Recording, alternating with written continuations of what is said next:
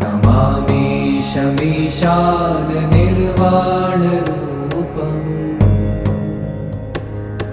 विभुं व्यापकं ब्रह्मवेदस्वरूपम्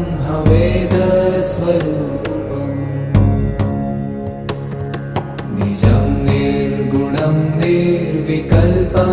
निरीहम्